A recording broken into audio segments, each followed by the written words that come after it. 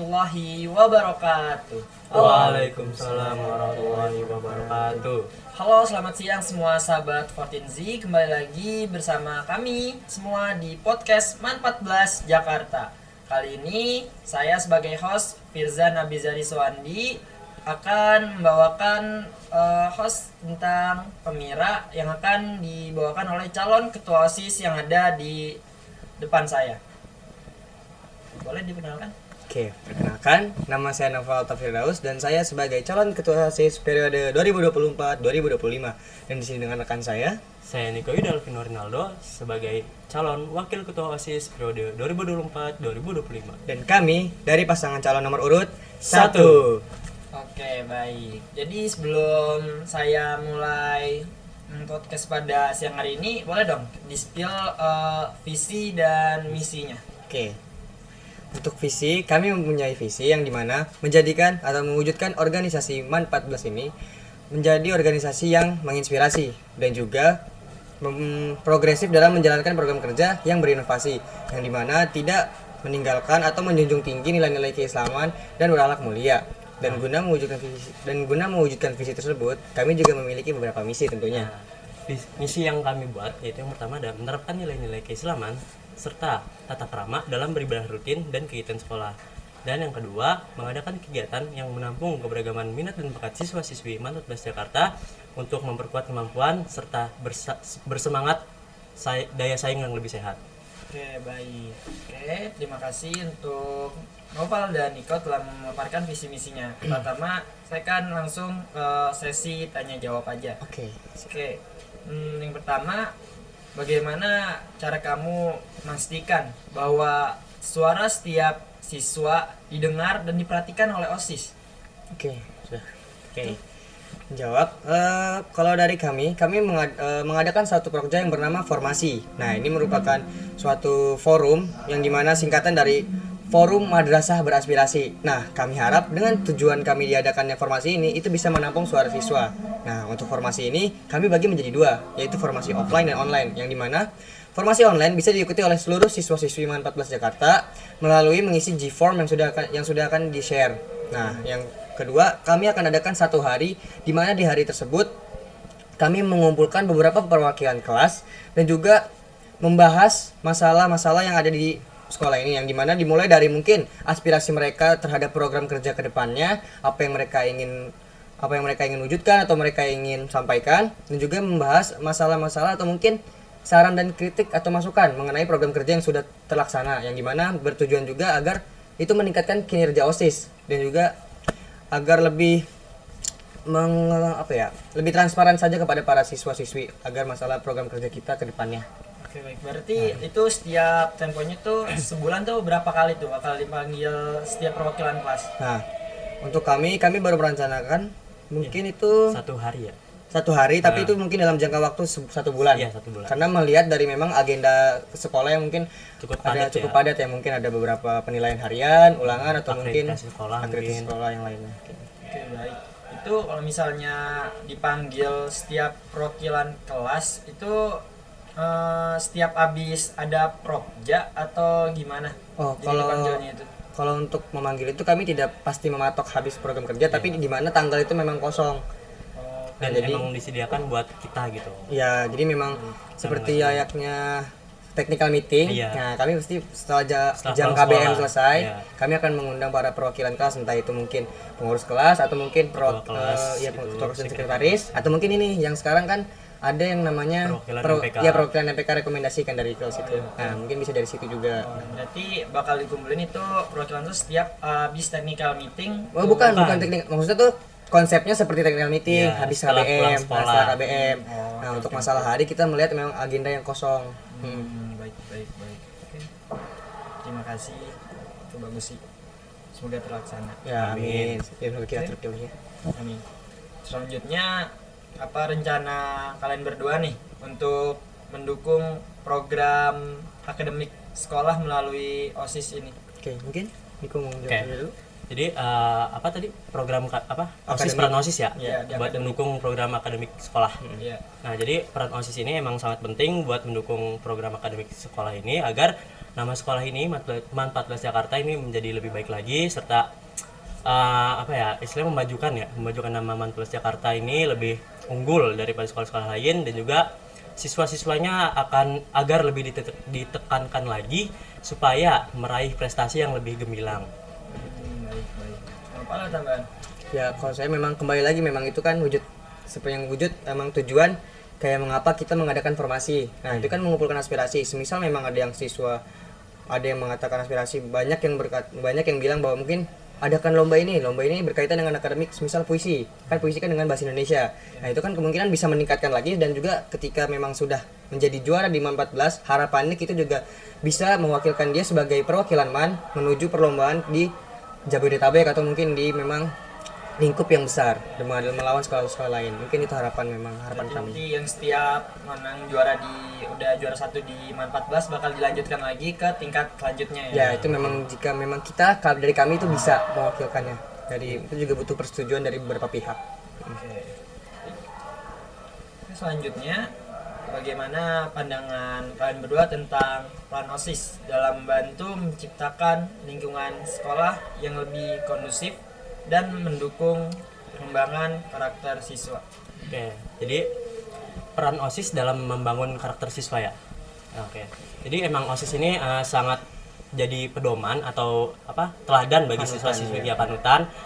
Nah, jadi OSIS ini harus bersikap sebaik mungkin ataupun sopan santunnya harus dilihat lah sebagai teladan bagi siswa-siswinya, agar siswa-siswinya ini menerapkan apa yang OSIS kami lakukan itu seperti apa. Gitu. Jadi OSIS ini istilahnya kayak menjadi contoh dan dicontoh oleh para siswa-siswi MAN 14 Jakarta untuk membangun karakter siswa itu menjadi lebih baik lagi. Oke, baik. Jadi kalau misalnya nanti dosisnya salah satu anggotanya ada yang kena kasus, terus dilihat sama murid, ini OSIS kok gini kena kasus, gini, ntar gimana yang murid-murid lain tuh gimana tuh? Itulah makanya fungsinya kita mempunyai batasan, yang dimana dalam organisasi itu memang penting suatu batasan, tapi tidak berarti karena batasan itu menjadi kita seperti mempunyai suatu kuasa atau hak, yang dimana batasan ini adalah ketegasan. Jikalau memang ada anggota yang memang melanggar atau mungkin membuat nama OSIS ini menjadi jelek, itulah di situ fungsinya sanksi tegas, yang dimana mungkin kami akan mempertanyakan terlebih dahulu dan menganalisa kenapa dia tuh melakukan pelanggaran ini. Karena kan tidak mungkin bahwa suatu pelanggaran itu terjadi tanpa ada sebab kan. Ya, betul. Nah, mungkin kita akan mencari sebabnya terlebih dahulu, dan mungkin akan ada teguran pertama dulu. Karena kan kita lihat mungkin kalau memang ditegur sudah berubah ya alhamdulillah.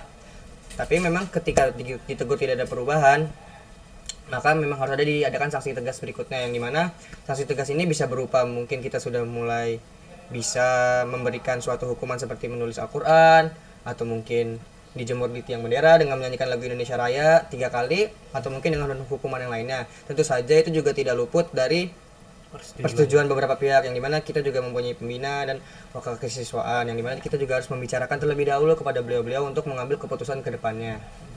Oke, baik. Oke. Pertanyaan berikutnya ini biasa sih nggak terlalu banget. Untuk kalian seperti apa persiapan untuk pemilu raya untuk tahun ini?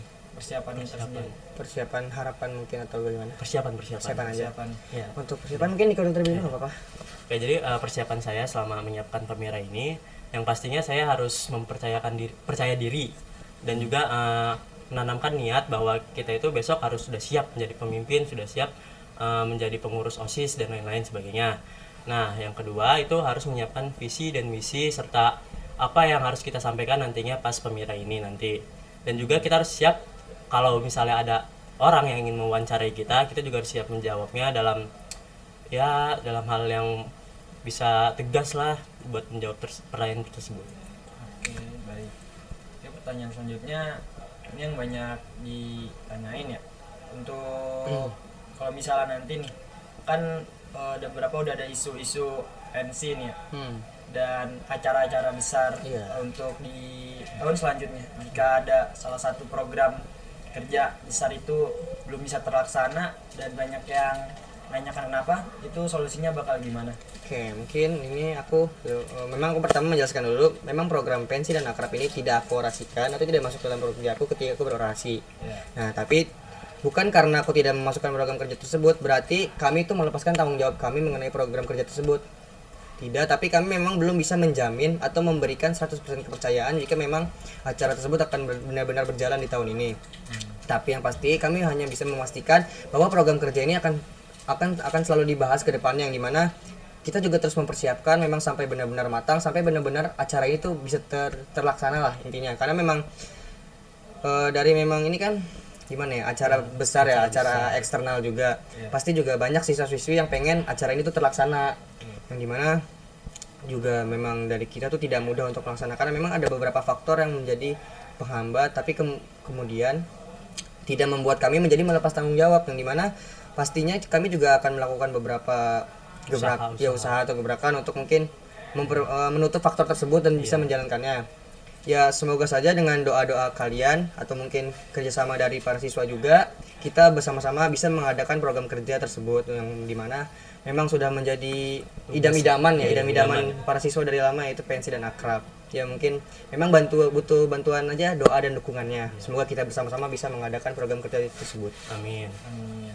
Oke, terima kasih. Untuk pertanyaan selanjutnya, apa reaksi orang-orang dekat dan teman setelah pada tahu kalian tuh jadi calon ketua OSIS?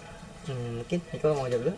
Oke, jadi yang saya rasakan ya, teman dekat saya ketika saya tahu menjadi wakil, ya pastinya mereka kayak istilahnya bercanda-bercanda gitulah, ya kan, tahu kan, kayak wakil gitu kan. Nah pasti itu yang saya rasakan. Nah, yang kedua, saya ya cukup bangga juga sih punya teman yang kayak gitu, yang asik dan juga yang istilahnya punya kedekatan gitu ya terhadap diri saya, yang saya juga bisa menjadi jabatan saya sekarang jadi wakil gitu.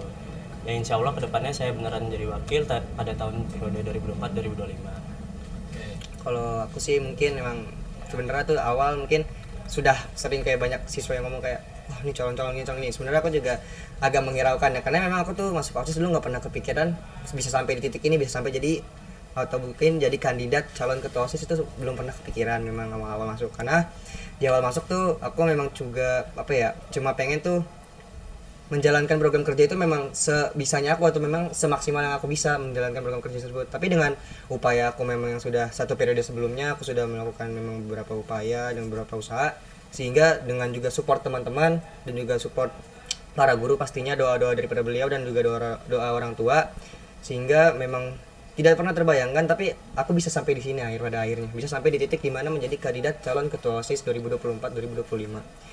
Memang suatu kehormatan yang besar dan juga merupakan sebuah surprise lah bagi diri sendiri, bahwa dulu nggak pernah mengira bisa sampai sini. Akhirnya dengan upaya memang yang dilakukan setiap hari, akhirnya saya bisa mencapai ke titik ini. Mungkin itu suatu kehormatan juga. Oke, terima kasih.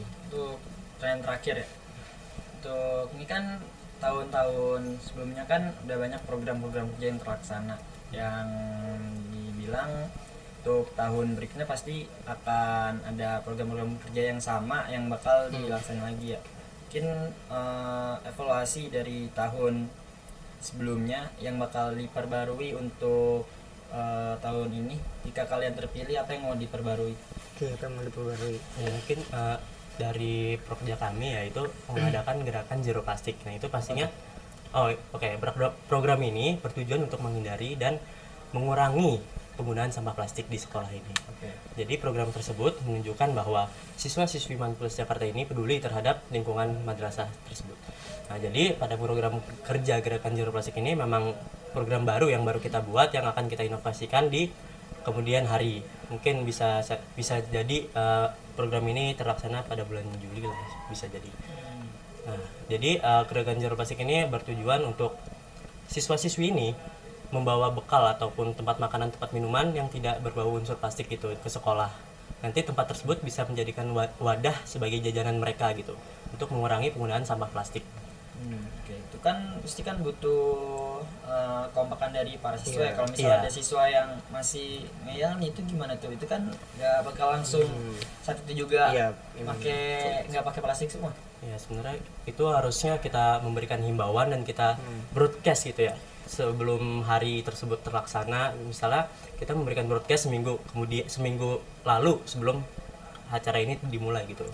Jadi ya mungkin bisa saja kita harus bekerja sama dengan siswa-siswi tersebut dan juga bekerja sama dengan pegawai kantin agar tidak memperjualbelikan tempat plastik makanan dengan suatu wadah ya, plastik.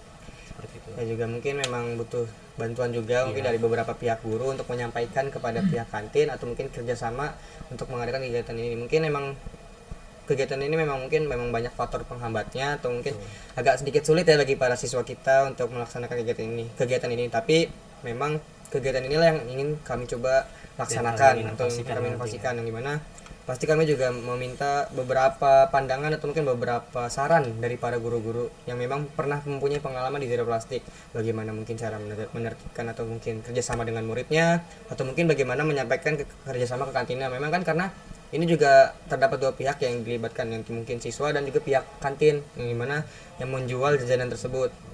Nah mungkin memang dari sini kita juga harus mengadakan suatu mungkin mengundang para pedagang kantin untuk rapat atau berbicara mengenai program ini. Mungkin dari mereka ada saran juga, kan kita tidak tahu, itu juga bisa membantu kemajuan kita bersama.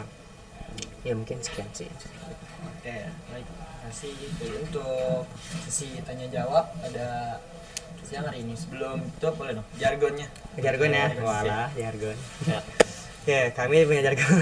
Oke ya, bareng-bareng ya. 1, 2, 3. Bersama paslon 1, satu pasangan, satu impian, bersama menuju kesuksesan. Terima kasih semuanya. Oke teman-teman, jadi itulah podcast Pemira pada siang hari ini. Terima kasih semuanya sudah menonton dan sudah menyaksikan podcast MAN 14 Jakarta pada siang hari ini. Oke, wassalamualaikum warahmatullahi wabarakatuh. Waalaikumsalam.